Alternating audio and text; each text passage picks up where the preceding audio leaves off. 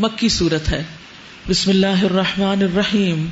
انا ارسلنا نوحا الى قومه ان انذر قومك من قبل ان يأتيهم عذاب الیم قال یا قوم انی لکم نذیر مبین.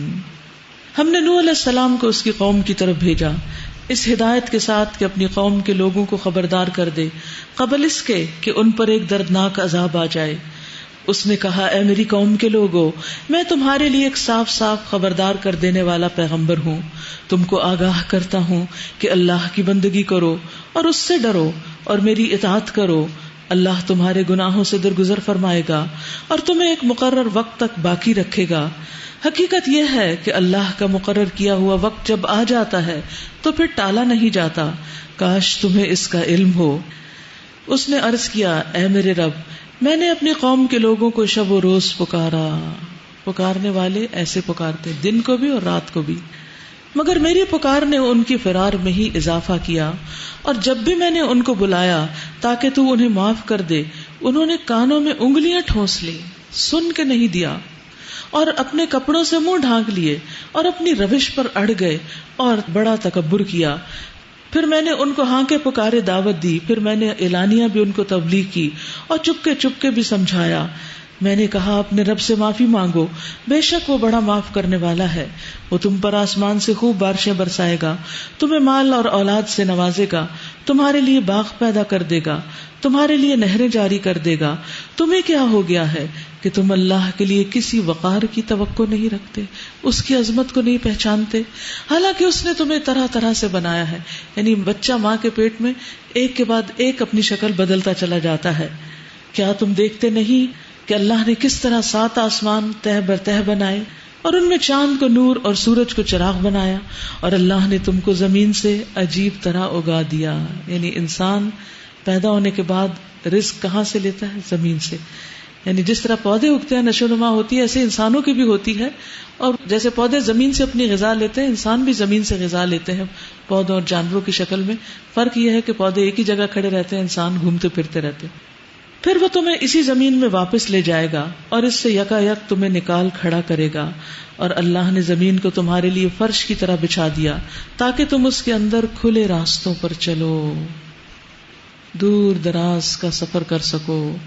نوح علیہ السلام نے کہا میرے رب، انہوں نے میری بات رد کر دی، سارے دلائل کو جھٹلا دیا ہے اور ان رئیسوں کی پیروی کی جو مال اور اولاد پا کر اور زیادہ نامراد ہو گئے ہیں. ان لوگوں نے بڑا بھاری مکر کا جال پھیلا رکھا ہے. یعنی ویل کنیکٹڈ ہیں ایک دوسرے سے، برائیوں میں ایک دوسرے کو سپورٹ کرتے ہیں اور کوئی کسی کو چھوڑتا نہیں.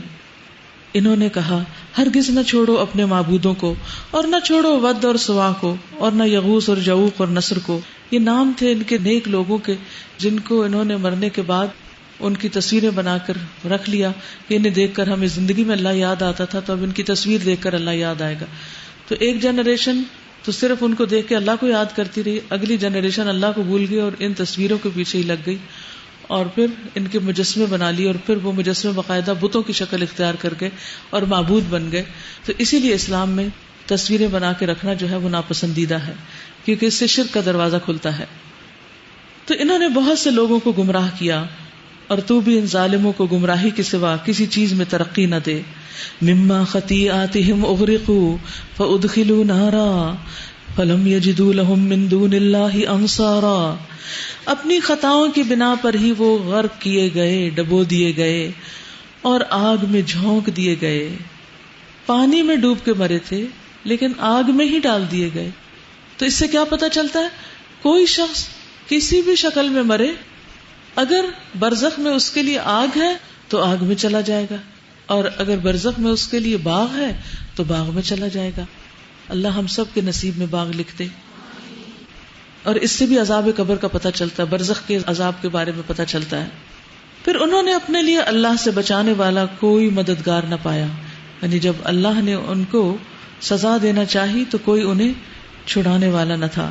اور نوح علیہ السلام نے کہا میرے رب، ان کافروں میں سے کوئی زمین پر بسنے والا نہ چھوڑ. اگر تو نے ان کو چھوڑ دیا تو یہ تیرے بندوں کو گمراہ کریں گے، اور ان کی نسل سے جو بھی پیدا ہوگا بدکار اور سخت کافر ہی ہوگا.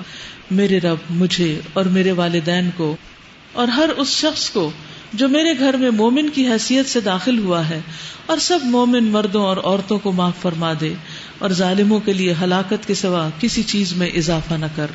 سورۃ بسم اللہ الرحمن الرحیم۔ قل اوحی الی انہ استمع نفر من الجن فقالوا انا سمعنا قرآنا عجبا یہدی الی الرشد فآمنا بہ ولن نشرک بربنا احدا۔ اے نبی صلی اللہ علیہ وسلم، کہیے میری طرف وحی بھیجی گئی کہ جنوں کے ایک گروہ نے غور سے قرآن کو سنا، پھر جا کر اپنی قوم کے لوگوں سے کہا، ہم نے ایک بڑا ہی عجیب قرآن سنا ہے جو راہ راست کی طرف رہنمائی کرتا ہے، اس لیے ہم اس پر ایمان لے آئے ہیں، اور اب ہم ہرگز اپنے رب کے ساتھ کسی کو شریک نہیں کریں گے۔ کتنے سمجھدار تھے یہ جن، ایک دفعہ کی سٹنگ اور ایک دفعہ کی لسننگ نے ان کی زندگی بدل دی، اور اگر پورے مہینے کی لسننگ ہماری زندگی نہ بدلے تو پھر کیسی خسارے کی بات ہے۔ اور صرف یہ نہیں کہ خود ایمان لے آئے، بلکہ جا کر ایمان کی تبلیغ بھی شروع کر دی اور شرک کی نفی۔ عبد الرحمن کہتے ہیں، میں نے مسروق سے پوچھا، جس رات میں جنہوں نے قرآن مجید سنا تھا اس کی خبر نبی صلی اللہ علیہ وسلم کو کس نے دی تھی؟ مسروق کہتے ہیں، مجھ سے تمہارے والد یعنی عبداللہ بن مسعود نے بیان کیا کہ آپ کو جنوں کی خبر ایک درخت نے دی تھی کہ اس وقت جن سن رہے ہیں اور آپس میں کیا باتیں کر رہے ہیں، کیونکہ جن و انس کے سوا جو دوسری مخلوق ہے وہ جنوں کی باتیں بھی سنتی ہے اور ہماری بھی سنتی ہے۔ اور یہ کہ ہمارے رب کی شان بہت اعلیٰ و عرفہ ہے، اس نے کسی کو بیوی یا بیٹا نہیں بنایا، اور یہ کہ ہمارے نادان لوگ اللہ کے بارے میں بہت خلاف حق باتیں کہتے رہے ہیں، اور یہ کہ ہم نے سمجھا تھا کہ انسان اور جن کبھی اللہ کے بارے میں جھوٹ نہیں بول سکتے، یہ ان کا گمان تھا، اور یہ کہ انسانوں میں سے کچھ لوگ جنوں میں سے کچھ لوگوں کی پناہ مانگا کرتے تھے، اور اس طرح انہوں نے جنوں کا غرور اور زیادہ بڑھا دیا۔ اس سے یہ پتہ چلتا ہے کہ جب انسان جن سے ڈرتا ہے تو وہ سر چڑھتا ہے، لیکن اگر انسان اس سے ڈرتا نہیں اور اس کے اوپر روب رکھتا ہے تو پھر وہ بھاگ جاتا ہے۔ اور یہ بھی جنہوں نے خود ہی راز فاش کر دیا کہ انسانوں کے ڈرنے نے ہماری سرکشی بڑھا دی تھی، اور یہ کہ انسانوں نے بھی وہی گمان کیا جیسا تمہارا گمان تھا کہ اللہ کسی کو رسول بنا کر نہ بھیجے گا، اور یہ کہ ہم نے آسمان کو ٹٹولا تو دیکھا وہ پہرے داروں سے پٹا پڑا، ہر طرف سیکیورٹی ہے، اور شہابوں کی بارش ہو رہی ہے، ایسی پٹائی ہو رہی ہے کہ کوئی اوپر جا نہیں پا رہا، اور یہ کہ پہلے ہم سن گن لینے کے لیے آسمان میں بیٹھنے کی جگہ پا لیتے تھے، یہی جنات پھر آ کے کاہنوں کو غیب کی خبریں دیتے، مگر اب جو چوری چھپے سننے کی کوشش کرتا ہے وہ اپنے لیے گھات میں ایک شہاب ثاقب لگا ہوا پاتا ہے۔ اور یہ کہ ہماری سمجھ میں نہ آتا تھا کہ آیا زمین والوں کے ساتھ کوئی برا معاملہ کرنے کا ارادہ کیا گیا ہے یا ان کا رب انہیں راہ راست دکھانا چاہتا ہے، اور یہ کہ ہم میں سے کچھ لوگ صالح ہیں اور کچھ اس سے کمتر، ہم مختلف طریقوں میں بٹے ہوئے ہیں، مختلف راہوں پہ چلنے والے ہیں، مختلف کام کرتے ہیں، اور یہ کہ ہم سمجھتے ہیں کہ نہ ہم زمین میں اللہ کو عاجز کر سکتے ہیں اور نہ بھاگ کر اسے ہرا سکتے ہیں، اور یہ کہ جب ہم نے ہدایت کی تعلیم سنی وَأَنَّا لَمَّا سَمِعْنَا الْهُدَىٰ آمَنَّا بِهِ تو ہم اس پر ایمان لے آئے۔ اب جو کوئی اپنے رب پر ایمان لے آئے گا اسے کسی حق تلفی یا ظلم کا خوف نہ ہوگا۔ پیچھے آپ نے سورۃ نوح پڑھی، اس میں کیا ہوتا ہے؟ نوح علیہ السلام 950 سال ایک قوم کو سمجھا رہے ہیں، دن کو بھی اور رات کو بھی، اور چپ کے بھی اور بلند آواز سے بھی، لیکن لوگ ہیں کہ مان کر دینے کو تیار نہیں۔ اور دوسری طرف جنات صرف ایک دفعہ سن لینا کافی تھا ان کے لیے۔ تو جو حق کو قبول کرنا چاہتا ہے حق اس کے دل میں اتر جاتا ہے، اس کو پھر بہت زیادہ حجتوں اور بحثوں کی ضرورت نہیں ہوتی، اور جس نے نہ ماننا ہو اس کے سامنے جتنی مرضی دلیلیں رکھ دیں وہ ماننے کو تیار نہیں ہوتا۔ اب سوچئے کہ ہم کس کیٹیگری میں ہیں، ہم بات کو کس طرح کے سننے والے ہیں، کیسے قبول کرنے والے، اور کس طرح اس کو عمل میں لانے والے۔ اور یہ کہ ہم میں سے کچھ مسلم اللہ کے اطاعت گزار ہیں اور کچھ حق سے منحرف، تو جنہوں نے اسلام کا راستہ اختیار کر لیا انہوں نے نجات کی راہ ڈھونڈ لی، اور جو حق سے منحرف ہیں وہ جہنم کا ایندھن بننے والے ہیں، آگ میں جانے والے ہیں۔ اور اے نبی صلی اللہ علیہ وسلم، مجھ پر یہ وحی بھی کی گئی ہے کہ اگر وہ لوگ راہ راست پر ثابت قدمی سے چلتے، انڈر لائن کیجیے صبح کے سوال کا جواب بھی، وَأَن لَّوِ اسْتَقَامُوا عَلَى الطَّرِيقَةِ لَأَسْقَيْنَاهُم مَّاءً غَدَقًا، کہ اگر لوگ راہ راست پر ثابت قدمی سے چلتے تو ہم انہیں خوب سیراب کرتے. یعنی جب انسان اس راستے پر چلتا ہے تو ثابت قدمی آتی ہے اور مزید ہدایت ملتی چلی جاتی ہے، تاکہ اس نعمت سے ان کی آزمائش کریں.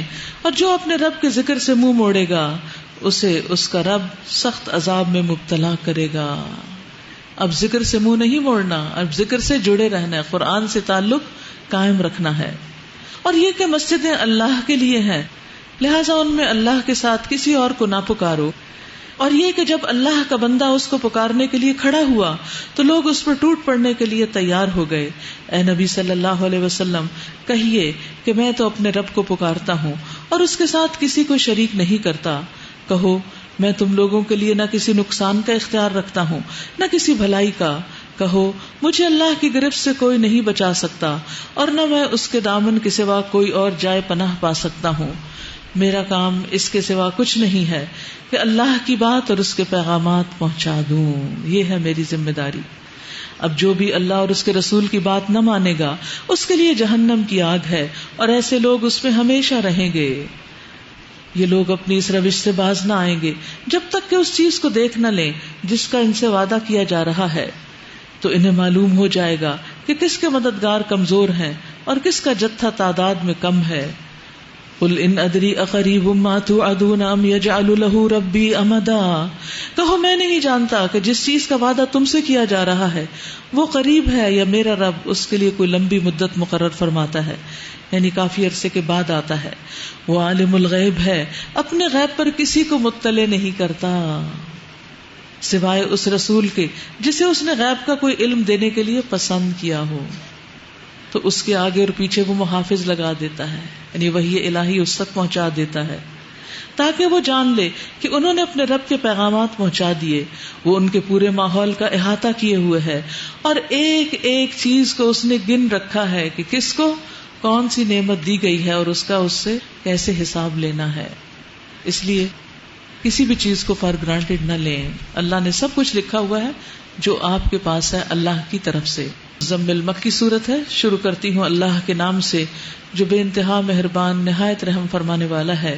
یا ایھا المزمل قم اللیل الا قلیلا نصفہ او انقص منہ قلیلا او زد علیہ ورتل القرآن ترتیلا. رسول اللہ صلی اللہ علیہ وسلم کو ایک خاص انداز سے مخاطب کیا جا رہا ہے. یوں لگتا ہے جیسے آپ آرام کر رہے تھے، چادر لپیٹے ہوئے تھے یا سو رہے تھے یا سونے کے لیے لیٹے ہی تھے، تو اللہ سبحانہ وتعالیٰ نے حکم دیا کہ نہیں، اب لیٹنا کم کر دیجئے، اب سونا کم ہو جائے گا.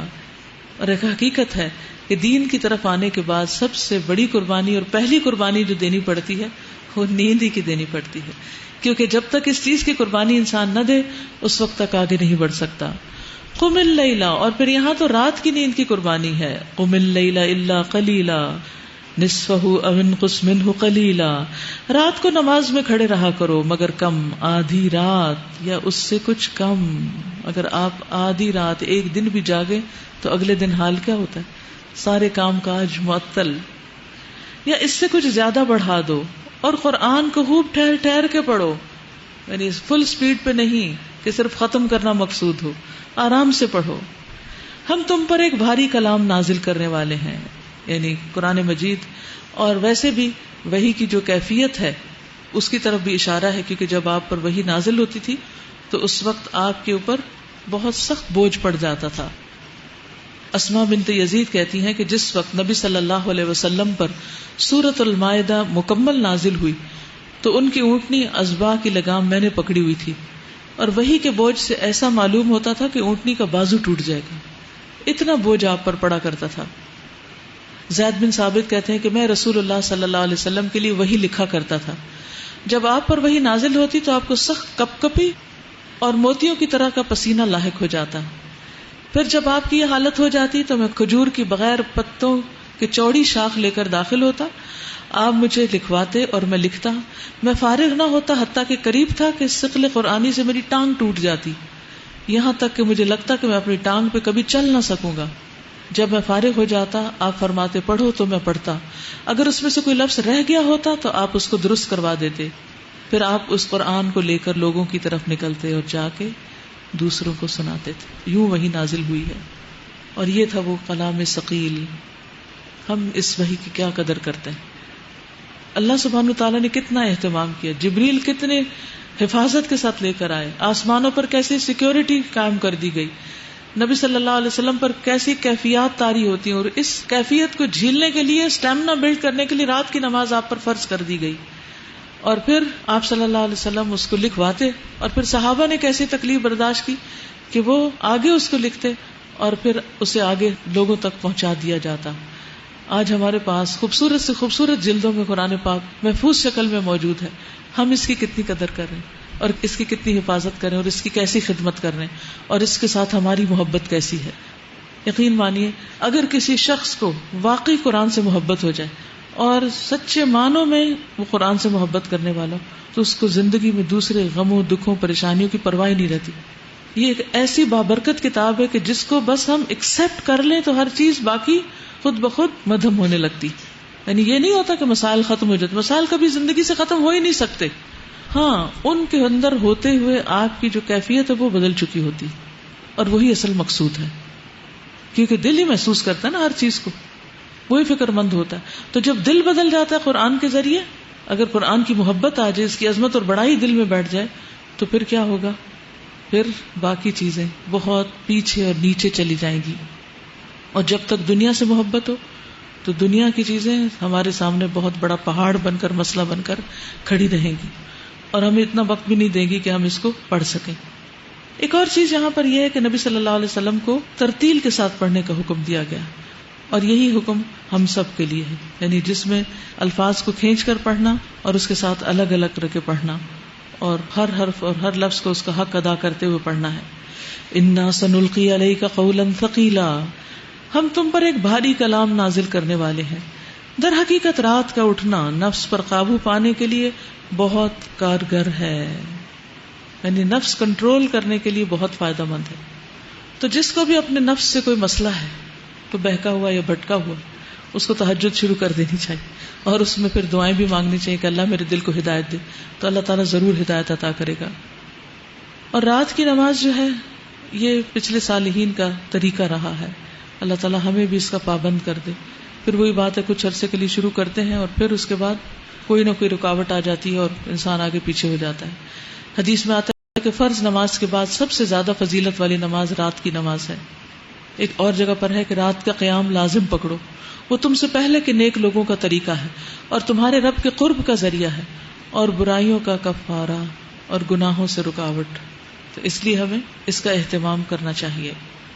اور جو اس کا اہتمام شروع کر دیتا ہے تو آپ نے فرمایا جو شخص بستر پر آئے اور اس کی نیت ہو کہ اٹھ کر رات کو نماز پڑھوں گا, پھر اس پر نیند کا ایسا غلبہ ہوا کہ سوتے سوتے صبح ہو گئی, تو اس کو جس عمل کی اس نے نیت کی تھی اس کا ثواب ملے گا اور اس کی نیند اس کے رب کی طرف سے اس کے لیے صدقہ ہوگی, ایک انعام ہوگی. اللہ سبحانہ و تعالیٰ ایسے شخص کو مسکرا کے دیکھتا ہے کہ جو دنیا کی راحتوں میں ہوتا ہے اور پھر بھی تہجد پڑھتا ہے. نبی صلی اللہ علیہ وسلم نے فرمایا اللہ عز و جل 3 قسم کے آدمیوں سے محبت رکھتا ہے, ان پر ہنستا ہے, ان سے خوش ہوتا ہے. ایک وہ آدمی کہ جس کی بیوی خوبصورت ہے اور اس کے پاس بہترین نرم بستر ہے, لیکن وہ قیام کرنے کے لیے رات کو اٹھ کھڑا ہوتا ہے, یعنی بستر اور بیوی کو چھوڑ کر. اللہ تعالیٰ کہتا ہے میرے بندے نے اپنی شہوت ترک کر دی اور میرا ذکر کر رہا ہے, مجھ سے سرگوشی کر رہا ہے, یعنی اپنے دنیا کے محبوب کو چھوڑ کر مجھ سے اپنی محبت کا اظہار کر رہا ہے. اور یہی ہے والذین آمنوا اشد حبا للہ. تو رات کا وقت نفس پہ قابو پانے کے لیے اور قرآن ٹھیک پڑھنے کے لیے زیادہ موزوں ہے. دن کے اوقات میں تو تمہارے لیے بہت مصروفیات ہیں, تو اس طرح بیٹھ کے آرام سے پڑھنے کا موقع نہیں ملتا. اپنے رب کے نام کا ذکر کیا کرو, وذکر اسم ربک, پھر ذکر کی تلقین ہے, وتبتل الیہ تبتیلا, اور سب سے کٹ کر اسی کے ہو رہو. رب المشرق والمغرب, مشرق اور مغرب کا مالک, لا الہ الا ہو, جس کے سوا کوئی الہ نہیں, فاتخذہ وکیلا, تم اس کو اپنا وکیل بنا لو. وکیل وہ ہوتا ہے جس پر اعتماد کر کے انسان اپنا معاملہ اس کے سپرد کرتا ہے.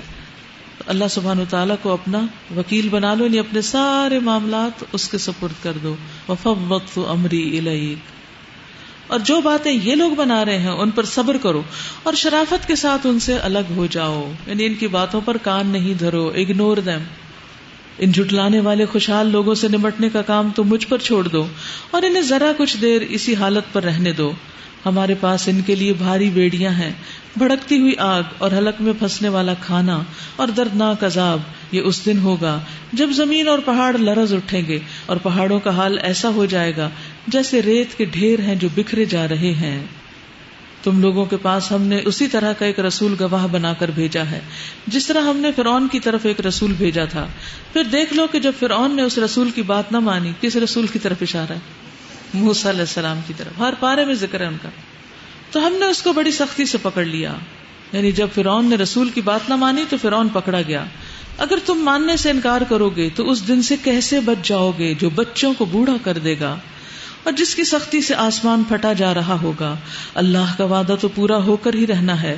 یہ ایک نصیحت ہے. جس کا جی چاہے اپنے رب کی طرف جانے کا راستہ اختیار کر لے. اے نبی صلی اللہ علیہ وسلم، تمہارا رب جانتا ہے کہ تم کبھی 2/3 رات کے قریب اور کبھی آدھی رات اور کبھی 1/3 رات عبادت میں کھڑے رہتے ہو، اور تمہارے ساتھیوں میں سے بھی ایک گروہ یہ عمل کرتا ہے. اللہ ہی رات اور دن کے اوقات کا حساب رکھتا ہے. اسے معلوم ہے کہ تم لوگ اوقات کا شمار ٹھیک نہیں کر سکتے، لہٰذا اس نے تم پر مہربانی فرمائی. اب جتنا قرآن آسانی سے پڑھ سکتے ہو پڑھ لیا کرو. اسے معلوم ہے کہ تم میں کچھ مریض ہوں گے، کچھ دوسرے لوگ اللہ کے فضل کی تلاش میں سفر کرتے ہیں، اور کچھ اور لوگ اللہ کی راہ میں جنگ کرتے ہیں. بس جتنا قرآن بآسانی پڑھا جا سکے پڑھ لیا کرو. نماز قائم کرو، زکوٰۃ دو اور اللہ کو اچھا قرض دیتے رہو. جو کچھ بھلائی تم اپنے لیے آگے بھیجو گے اسے اللہ کے ہاں موجود پاؤ گے. کوئی بھی سیکریفائس ضائع نہیں جائے گی. وہی زیادہ بہتر ہے اور اس کا اجر بہت بڑا ہے. اللہ سے مغفرت مانگتے رہو، بے شک اللہ بڑا غفور رحیم ہے. واستغفر اللہ ان اللہ غفور الرحیم.